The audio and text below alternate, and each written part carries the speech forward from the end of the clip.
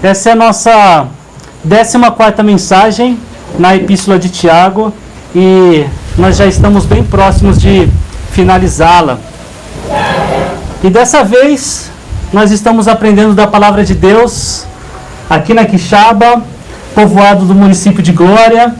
E eu queria agradecer a cada um de vocês de Paulo Afonso que veio até aqui para cultuar a Deus nesse lugar que tem sido tão precioso para vários de nós enquanto igreja. E também obrigado a cada um de vocês aqui da Quixaba que sempre nos recebe com muito carinho. Obrigado. Talvez alguns de vocês não saibam, mas esse prédio ele é uma concessão da Prefeitura de Glória para nós trabalharmos com crianças, com adolescentes, com jovens. E nós estamos aqui há alguns anos, dando diversos tipos de aula.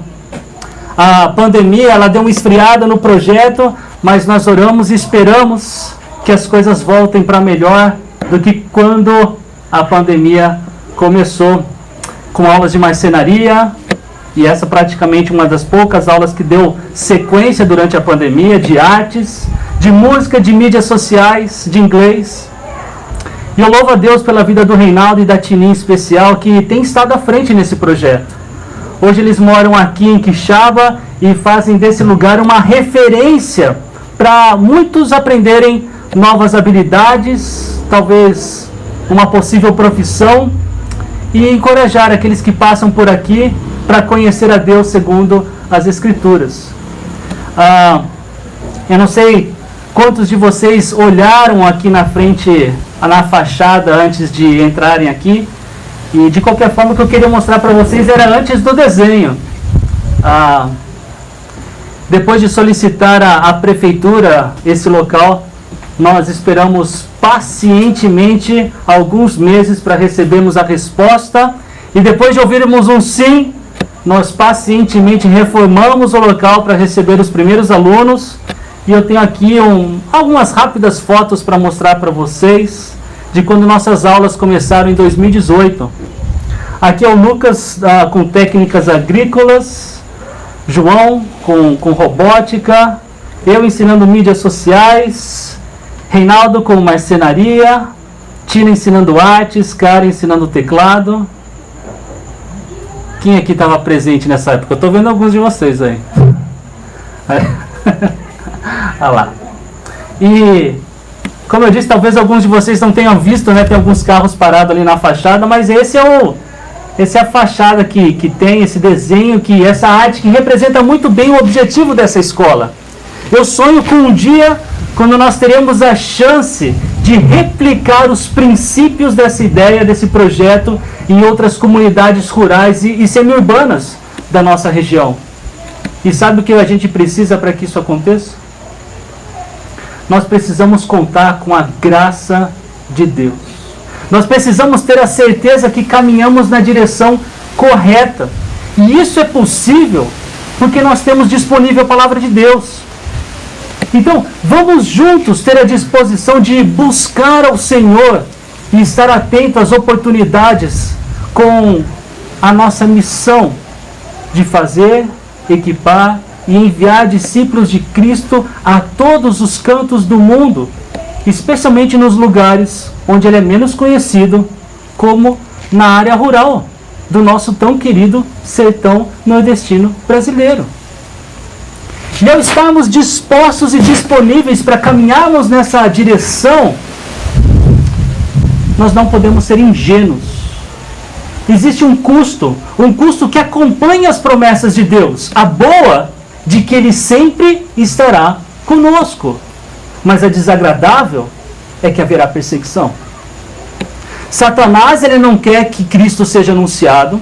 O mundo não quer que conheçamos e vivamos para Jesus Cristo. E os nossos desejos naturais, aqueles que não vêm de Deus, eles refletem o mesmo desejo de quando a humanidade começou.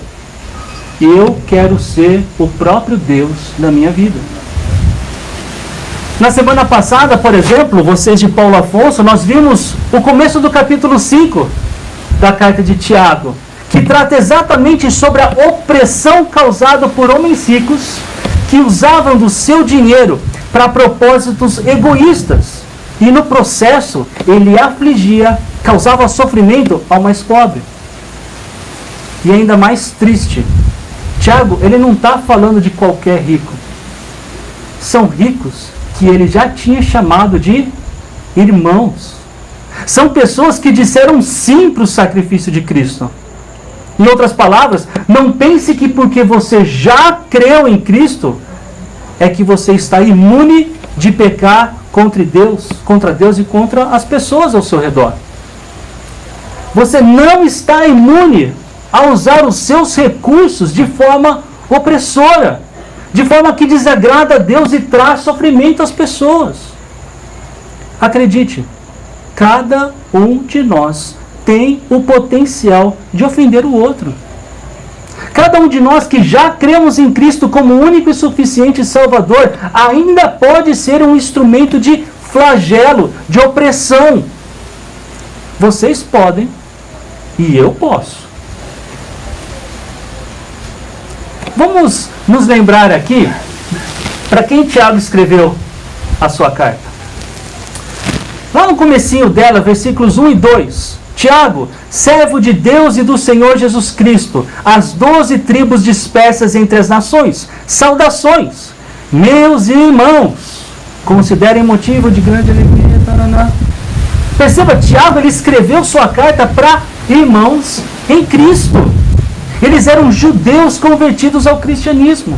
E quando ele começa o capítulo 5 da sua carta, ele continua escrevendo para os irmãos, apontando que alguns deles eram bem ricos. Olha só. Ouçam agora, vocês ricos. E esses ricos, ao invés de usarem a sua riqueza em benefício do reino de Deus, Tiago diz que eles viviam luxuosamente, que desfrutavam de prazeres, que fartavam-se de comida, que condenavam e matavam o justo. Eles acumularam bens, diz no versículo 3, e ao invés de serem justos com seus empregados, eles se aproveitavam deles. O caminho que precisamos seguir é Jesus. Ele mesmo foi quem disse ser o caminho, a verdade e a vida. E quando nós saímos desse caminho, nós saímos do propósito pelo qual nós existimos, o caminho pelo qual existe um objetivo para as nossas vidas enquanto cristãos. Nós precisamos depender dele, precisamos andar próximos à luz. Quando nós fazemos isso, nós ganhamos o discernimento das tentações, e uma dessas tentações é acreditar que nós somos suficientes e que temos os nossos bens, os nossos recursos, que devem ser usados para saciar os nossos desejos. Andar na luz nos dá o discernimento de que não é isso. Andar na luz, andar junto com Cristo, é mostrar para a gente, é enxergar. Não é bem isso.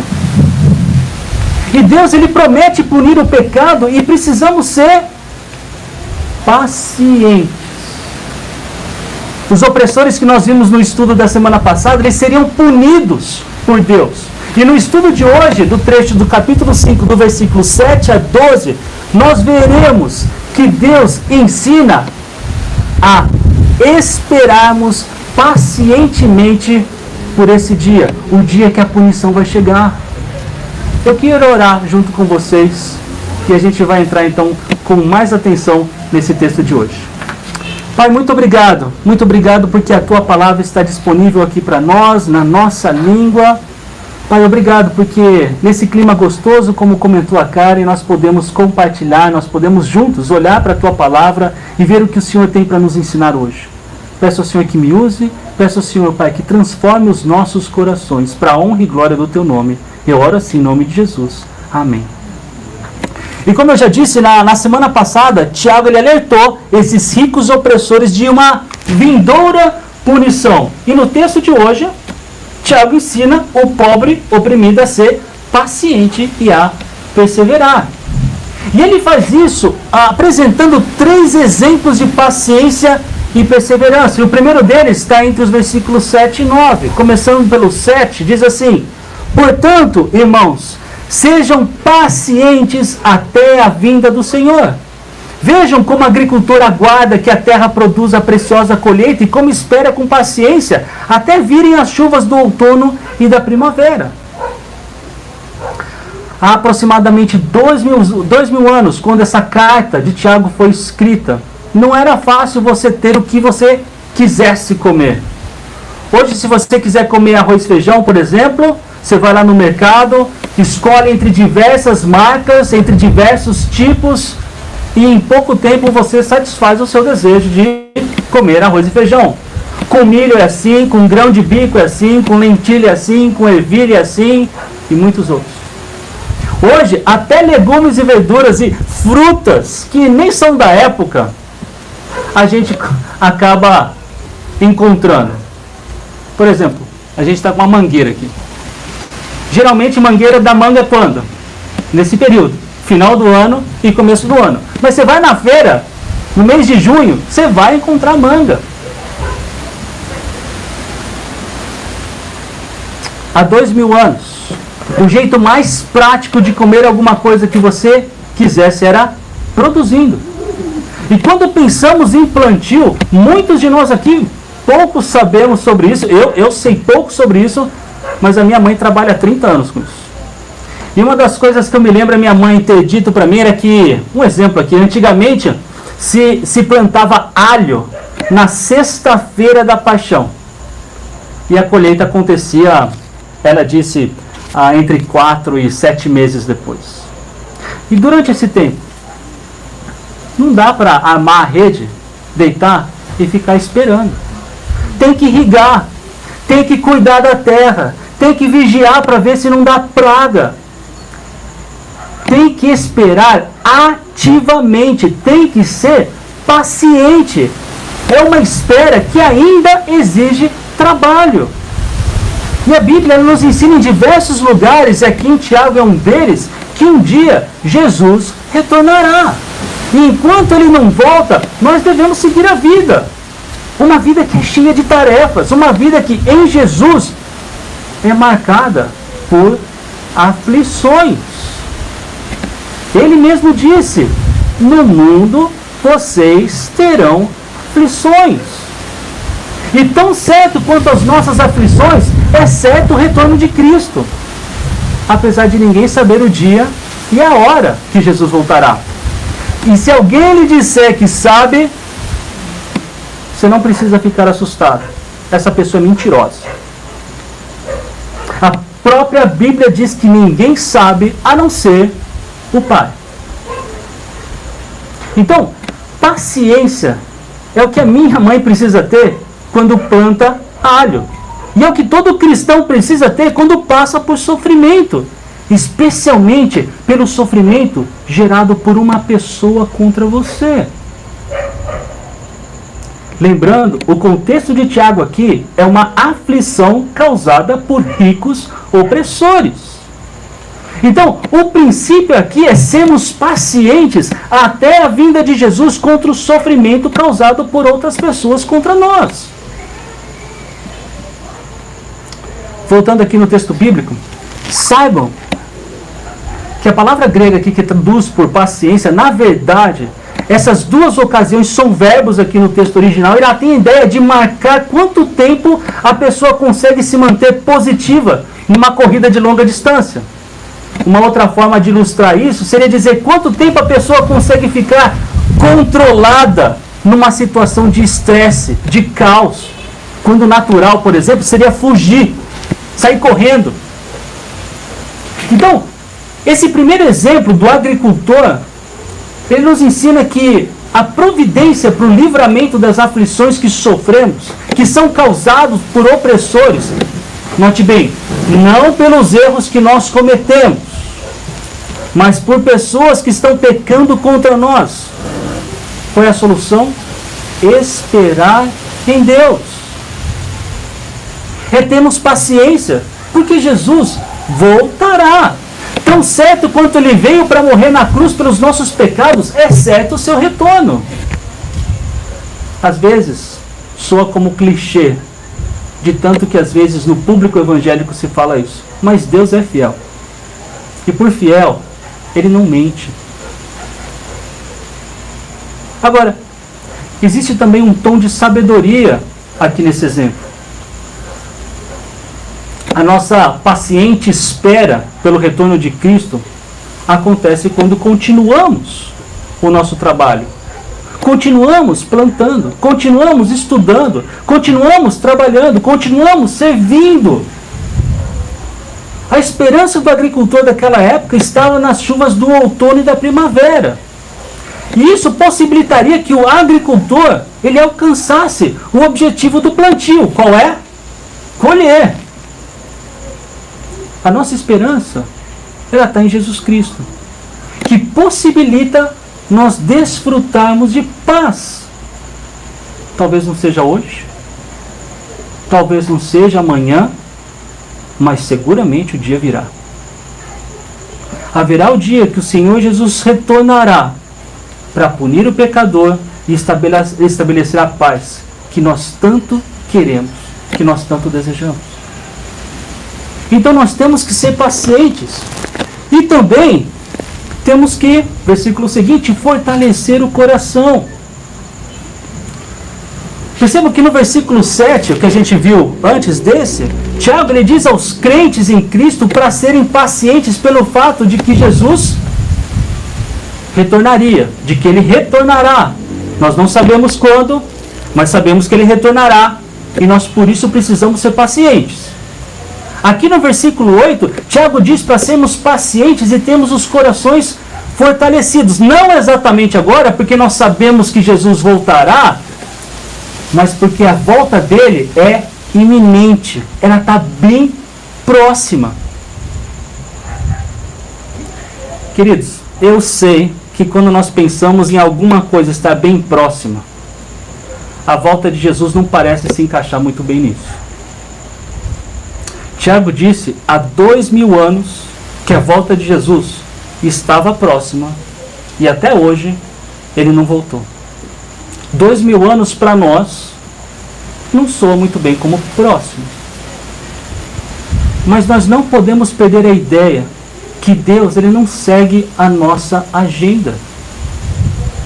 Ele não está sujeito à nossa medição de tempo.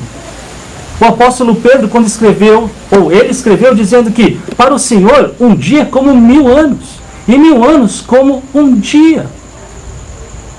Ouvir que o retorno de Jesus está próximo é semelhante a, não sei quantos de vocês, talvez a geração mais nova não vai saber disso, mas é semelhante ao que Renato Russo cantou na música Pais e Filhos de 1992. É preciso as pessoas como se não houvesse amanhã. Saber que Jesus está prestes a voltar deve nos encorajar a fazer o que devemos fazer hoje e não amanhã. Eu tenho um colega que, zombando de mim, ele me disse: ô Zambelli, então tudo que eu tenho que fazer para ser salvo é crer em Jesus, é isso? É isso mesmo. Então ele me disse: então quando eu estiver perto do final da minha vida, eu creio, e enquanto isso eu curto minha vida do jeito que eu quero. Pobre desse meu colega, ele não tem estudado a carta de Tiago. Ele já disse no capítulo 4, no versículo 14: vocês nem sabem o que lhes acontecerá amanhã. Que é a sua vida? Vocês são como a neblina que aparece por um pouco de tempo e depois se dissipa. Será que nós estamos vivendo como esse meu colega? Amanhã eu falo do evangelho para outra pessoa. Amanhã eu cuido bem do meu filho. Amanhã eu invisto tempo em conhecer mais a Bíblia. Eu espero e oro que não. Agora, o que significa fortalecer o coração? Tiago ele diz: sejam pacientes e fortaleçam o coração. Paulo, quando ele escreve para a igreja de Tessalônica, num contexto sobre o fim dos tempos, ele usa essa mesma expressão. Vejam, que ele fortaleça os seus corações. para serem irrepreensíveis em santidade diante de nosso Deus e Pai, na vinda de nosso Senhor Jesus com todos os seus santos. No texto de Paulo, nós vemos que fortalecer o coração resulta na busca pela santidade. Tem um teólogo que eu já citei algumas vezes para vocês, eu gosto muito, o nome dele é Douglas Moo. Ele tenta explicar essa ordem de fortalecer o coração, como ele diz o seguinte: é um firme compromisso à fé em meio às tentações e provações. Enquanto esperam pacientemente pelo retorno de seu Senhor, os crentes precisam se fortalecer para a luta contra o pecado e nas circunstâncias difíceis. Ou seja, fortalecer o coração é criar raízes profundas com as verdades bíblicas, para quando as tentações e as provações vierem, nós possamos continuar firmes e pacientes, esperando pelo dia que Jesus voltará. E no dia que ele voltará, ou que ele voltar, aí sim ele vai resolver todos os nossos problemas, ou todos os problemas que existem. E o que o versículo 9, o próximo, tem a ver com isso? Irmãos, não se queixem uns dos outros para que não sejam julgados. O juiz está às portas. Já está às portas. De primeira, não parece que esse versículo tem alguma coisa em comum com o contexto. Porém, seguramente, reclamar dos outros é uma tentação muito forte quando a gente está sofrendo. Quando estamos sendo perseguidos. Quando estamos sob a pressão de dias difíceis. Não é difícil, por exemplo, ficarmos irados com o nosso cônjuge, com os nossos amigos, quando a gente não teve um bom dia no trabalho. Ficar longe de queixas é um aspecto da paciência. E como eu sei disso? Porque a paciência está ligada com suportar uns aos outros, lá em Efésios capítulo 4, versículo 2. E segundo esse teólogo que acabamos de ver, o significado desse versículo possivelmente é que crentes em Cristo não devem reclamar, no sentido de murmurar com os outros a respeito das suas dificuldades. Ou ainda, que crentes não devem culpar os outros pelas suas dificuldades. Se você tiver algum problema com o irmão, vá até ele e converse. Como diz Salomão quando ele escreveu Eclesiastes, faça o que tiver às suas mãos. Nem sempre essa conversa é possível de resolução em todos os aspectos dos problemas. Mas faça a sua parte. Lembre-se, quando você for apontar e se queixar de alguém, vai ter 4 dedos apontados para você. Espera aí, tem 3 aqui. É porque um é o dedo desse juiz, que está ali às portas, e que vê tudo, e que sabe tudo. Então, enquanto o primeiro exemplo é do agricultor, o segundo exemplo de paciência que Tiago nos dá, agora mudando, o segundo começa agora, tem a ver com os profetas. Deixa eu ver uma coisinha, se eu falei tudo para vocês. Que diz assim no versículo 10: Irmãos, tem uns profetas que falaram em nome do Senhor como exemplo de paciência diante do sofrimento. E a primeira coisa que nós devemos nos lembrar aqui é que os profetas, eles estavam fazendo a vontade de Deus. O sofrimento deles não era decorrente dos pecados que cometeram, não! O sofrimento era justamente porque eles eram fiéis, eles serviam fielmente a Deus.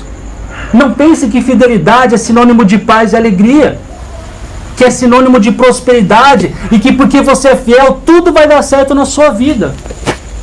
Não é isso. Nosso Senhor Jesus, ele era perfeitamente fiel e ainda assim acabou numa cruz. Ele sofreu, ele se entristeceu e, como já vimos, prometeu que os seus seguidores seriam afligidos, passariam por sofrimento, assim como a gente está vendo na carta de Tiago. Pense no profeta Jeremias. Ele foi preso num tronco, ele foi espancado, ele foi jogado numa cisterna e nem tinha água lá. ele quase se afoga na lama do poço. Pense em Ezequiel.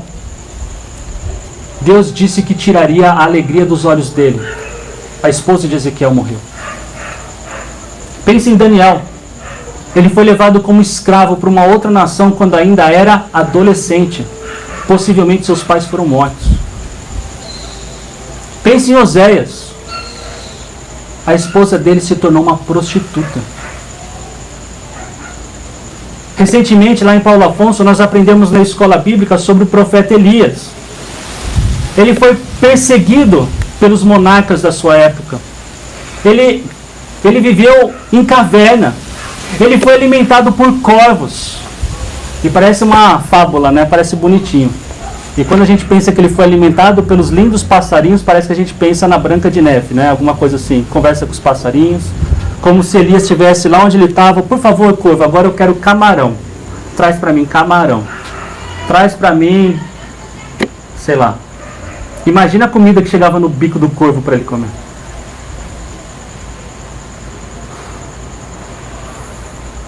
Eu estou citando aqui alguns profetas para vocês. E se você não os conhece, se você não conhece essas histórias, esse é um bom momento para você reconhecer que você precisa estudar e se dedicar a estudar a palavra de Deus. Talvez, falando um pouquinho mais para vocês de Paulo Afonso aqui, reconhecer que a sua ausência na escola bíblica tem feito falta para você.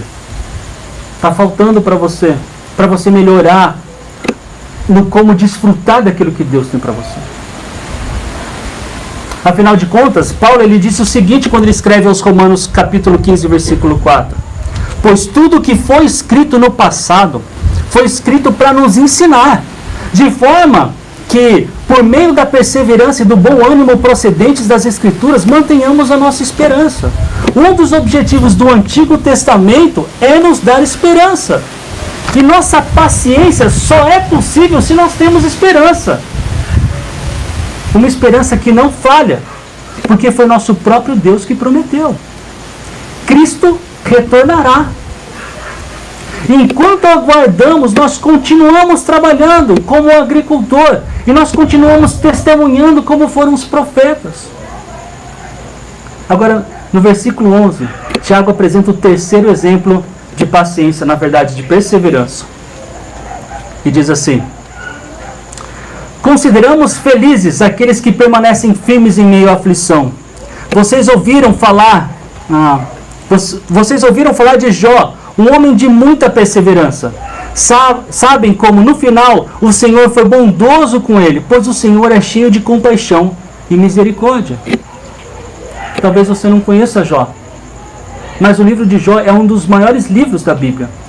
Nos 3 primeiros capítulos, a gente aprende que Jó ele perdeu a sua riqueza, perdeu a sua família e perdeu a sua saúde. Ele só não perdeu a sua esposa,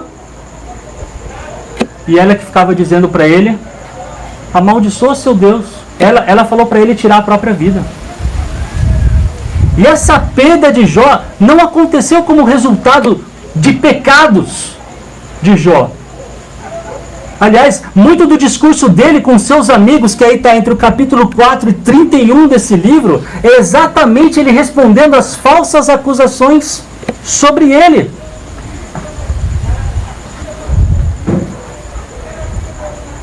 Do capítulo 32 até o final do livro, Deus abaixa a bola de Jó, que no final reconhece ter um novo e melhor relacionamento com Deus.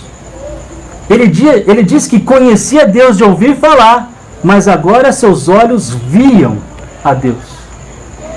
O sofrimento de Jó é um dos mais conhecidos da Bíblia. E é muito importante se lembrar, como eu já disse, um sofrimento que não era decorrente de pecados que Jó tivesse cometido. É verdade que nesse processo de sofrimento que ele passou, Jó ele questionou a vontade de Deus. Mas é igualmente verdade que ele nunca perdeu a sua fé em Deus. Em Jó capítulo 13, versículo 15, nós lemos: embora ele me mate, ainda assim esperarei nele.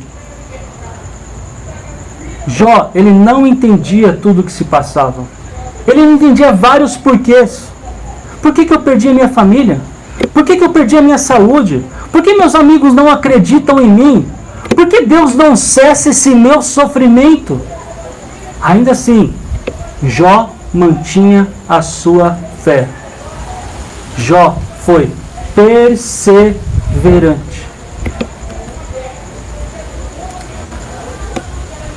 Eu vou complicar um pouquinho aqui, porque se vocês tiverem nas suas mãos, esse foi o único versículo que eu coloquei de uma outra versão. Ali em cima, NVT, significa Nova Versão Transformadora. Eu geralmente uso a NVI, Nova Versão Internacional. E eu fiz isso porque na Internacional, a gente lê sobre a paciência de Jó. E a verdade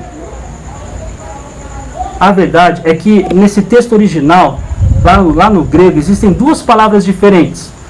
E elas possuem um significado muito semelhante. Ambas essas palavras, elas podem ser traduzidas por paciência. Mas essa do versículo 11, traduzir por perseverança, é uma opção melhor. E eu queria que vocês soubessem disso. E por que é melhor?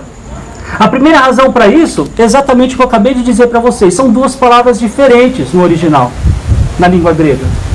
Dos versículos 7 a 10, nós temos uma palavra, enquanto no versículo 11 nós temos uma outra palavra.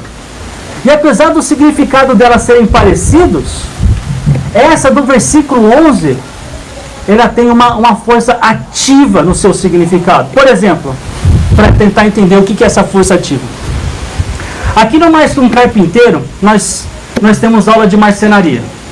Quem de vocês aqui já fez marcenaria? Levanta a sua mão, por favor. Legal. Então vocês sabem que ali também tem equipamentos elétricos, correto? E eles ajudam vocês no serviço, correto? Então imagina o seguinte: vocês estão lá, ali na sala de marcenaria, e acaba a energia. Essa palavrinha do versículo 7 a 10, paciência, acabou a energia. Você está lá, tinha que fazer, sabe o que você vai fazer? Você vai aguardar a energia voltar. Você vai ser paciente. Você não vai reclamar, você simplesmente vai esperar. Agora, essa palavrinha aqui do versículo 11, isso que eu estou falando tem uma coisa ativa, acabou a energia. Você estava usando a furadeira, talvez. Mas você não vai esperar a energia. Você vai pegar um instrumento que não precisa de energia elétrica e vai começar a fazer um furo. Não reclamando, mas perseverando no objetivo que você tem, que é terminar o serviço. Os dois têm o mesmo objetivo, mas o primeiro vai esperar. A energia vai voltar. O segundo vai continuar. É perseverante. Agora, o homem perseverante é esse que vai continuar fazendo o seu trabalho mesmo sem a energia elétrica. E Jó, e aqui eu entro na segunda razão do porquê a palavra perseverança é uma melhor tradução, ele não foi realmente um bom exemplo de paciência. Em algumas respostas que ele dá nesse grande livro de 42 capítulos que ele tem, se vocês lerem, vocês vão perceber que o tom da resposta dele para vários dos amigos dele é uma resposta bastante impaciente, na verdade. Mesmo quando Deus fala com ele, eu disse para vocês já, Deus meu, Jó, toma cuidado, baixa sua bola, meu amigo. Agora, é inquestionável que Jó foi um homem perseverante. Mesmo tendo perdido a família, mesmo tendo perdido toda a riqueza dele, mesmo tendo perdido a saúde, mesmo tendo ouvido da sua própria esposa para ele se matar ou para abandonar a Deus, mesmo tendo ouvido dos seus amigos que mais faziam o papel de advogado do diabo do que realmente de amigo, Jó ele se manteve firme, na certeza de que Deus tinha o controle da situação. Vejam novamente o que Tiago escreve. Felizes aqueles que permanecem firmes em meio à aflição. No caso de Jó, no final, Deus dá a ele tudo em dobro. Apesar de que isso não significa ser uma promessa para nós, de que no final nós vamos ganhar tudo em dobro. Mas nós podemos ter a certeza que no final, tudo vai dar certo para nós. Porque Jesus cumprirá a sua palavra. Ele voltará e restaurará todas as coisas. Pode ser que quando esse final acontecer, nós nem estejamos mais aqui. Mas se nós cremos em Jesus, nós já estaremos desfrutando da maravilhosa e imerecida bênção que é a vida eterna ao lado de Deus. Pensar em Jó e na sua história como exemplo também é pensar que muitas das nossas aflições podem ser influenciadas por Satanás.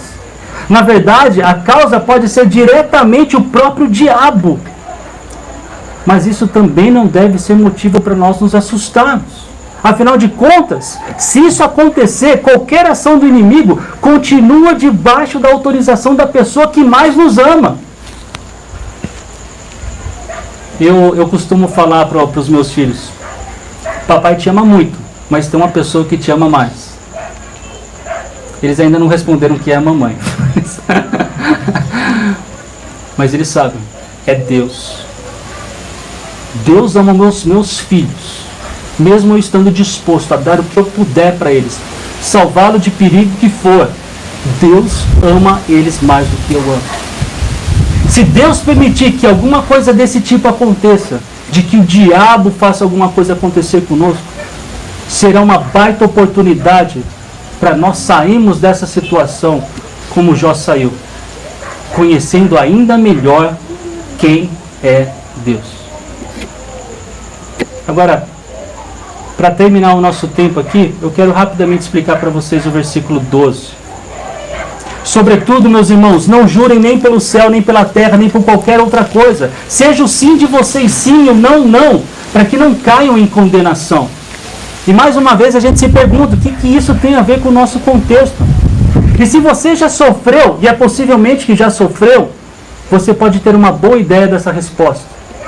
É muito fácil falar coisas que você não gostaria de ter falado quando você está passando por dificuldades, por sofrimento. E num país como o nosso, onde tantas pessoas fazem votos sem entendimento ou com pouco entendimento bíblico, as pessoas juram a Deus por qualquer coisa, como se Ele pudesse, por causa desse voto, resolver todos os nossos problemas. E se você não sabe do que eu estou falando, participa da festa de São Francisco lá em Paulo Afonso. Se você quer uma dimensão maior do que eu estou falando, vai para Aparecida do Norte no dia 12 de outubro. Jurar que vamos fazer algo para Deus, ou para que Deus se manifeste em nosso favor, é tratar com Deus sem paciência, sem aguardar que nenhum pecado ficará impune. Ele sabe de tudo, Ele é santo e odeia o pecado. Uma outra forma de demonstração de impaciência é que quando queremos a todo custo convencer alguém de alguma coisa, o que eu falo? Eu juro de pés juntos, viu? Ou, eu juro pela minha mãe, mortinha atrás da porta, se o que eu estou dizendo não for verdade. Vai estar morta lá, viu? Isso é ridículo. As nossas palavras, a palavra de um cristão, não precisa ser acompanhada dessas supostas frases de piedade.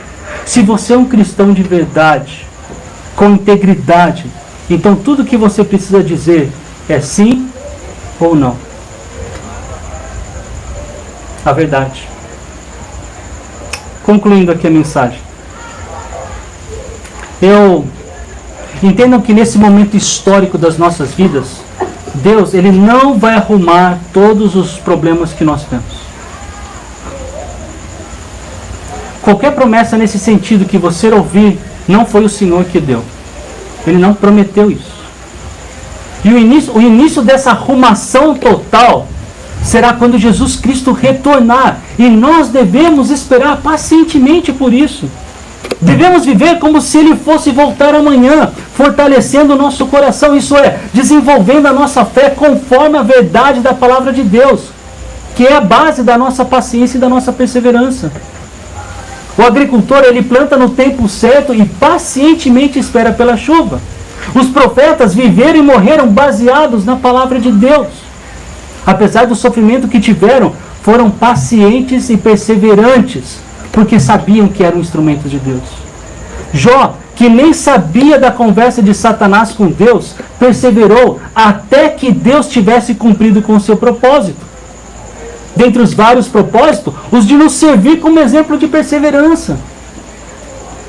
Quando perdemos a paciência e não somos perseverantes, nós deixamos de aproveitar oportunidades que Deus tem para trabalhar no nosso caráter.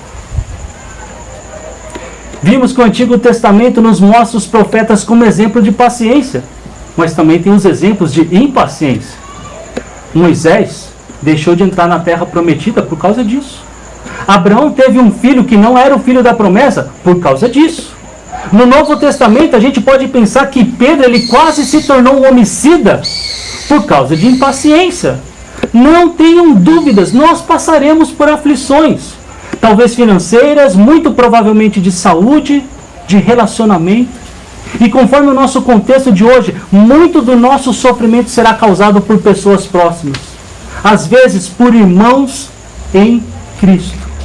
Às vezes por pessoas que nós amamos. Nós precisamos nos relembrar constantemente que a nossa paciência em tempos de aflição é um bom testemunho às pessoas que estão ao nosso redor e não conhecem a esperança que nós temos por causa da fé em Jesus Cristo. Vamos orar. Senhor, nos dê paciência. Nos dê a consciência de que o Senhor Jesus está retornando. Ele retornará e isso vai acontecer em breve. Vivendo, Pai, conscientemente disso, que nós possamos fazer hoje, Pai, o trabalho que não devemos deixar para amanhã. Nos fortaleça, Senhor, nos dando essa esperança, essa firme esperança, Pai, para que nós vivamos baseado nela. Nos ajude, Senhor, porque hoje nós já temos sido afligidos, Pai, pelo pecado de outros. Pessoas que nós amamos, pessoas que estão próximas de nós, muitas vezes nos ofendem pelas suas palavras, pelas suas ações, algumas delas não intencionais, algumas delas intencionais. Pai, a Tua palavra nos mostra que a solução para isso é esperarmos no Senhor, pacientemente esperarmos no Senhor. Que nós conheçamos estes exemplos dos profetas, o exemplo de Jó, a ilustração do agricultor, para em mente, Pai, fazermos a Tua vontade.